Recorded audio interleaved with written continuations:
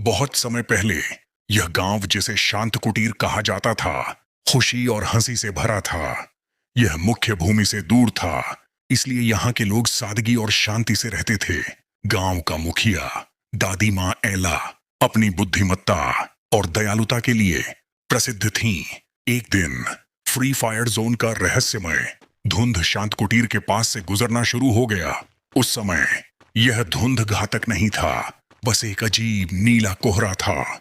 एक लालची व्यापारी विक्टर गांव में आया। उसने सुना था कि एला दादी के पास एक प्राचीन शक्तिशाली ताबीज है जो उसे फ्री फायर टूर्नामेंट में अमरता दिला सकता है। जब एला ने ताबीज देने से मना कर दिया तो विक्टर ने गांव पर हमला करने के लिए भाड़े के सैनिकों को बुलाया। लड़ाई हुई। शांत कुटीर के बहादुर ग्रामीणों ने विरोध किया, लेकिन विक्टर की क्रूरता के आगे वे टिक न पाए। एक भयंकर रात, जब धुंध सबसे घना था, विक्टर ने ताबीज चुरा लिया। जैसे ही उसने ताबीज को छुआ, एक भयानक शक्ति जाग उठी। ताबीज ने विक्टर को अमरता तो नहीं दी, बल्कि एक आत्मा शिकारी प्रेत में बदल दिया। विक्टर की आत्मा की चीख हवा में गूंज उठी। शांत कुटीर अब भूतिया गांव शांत कुटीर उस रात पूरी तरह से तबाह हो गया। तब से कोई भी खिलाड़ी जो उस गांव में उतरता है, उसे एक अजीब बेचैनी महसूस होती है। आंखों का धोखा।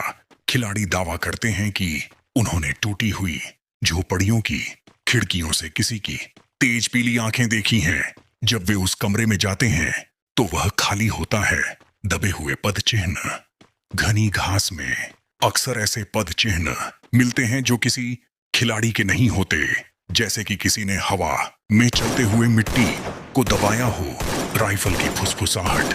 गांव के कुएं के पास कभी कभी एक पुरानी AK-47 राइफल की धीमी आवाज सुनाई देती है, जैसे कोई प्रेत उसे लौट कर रहा हो, लेकिन फायर कभी नहीं करता। कहते हैं कि विक्टर की प्रेत आत्मा आज भी ताबीज की तलाश में गांव में भटकती है।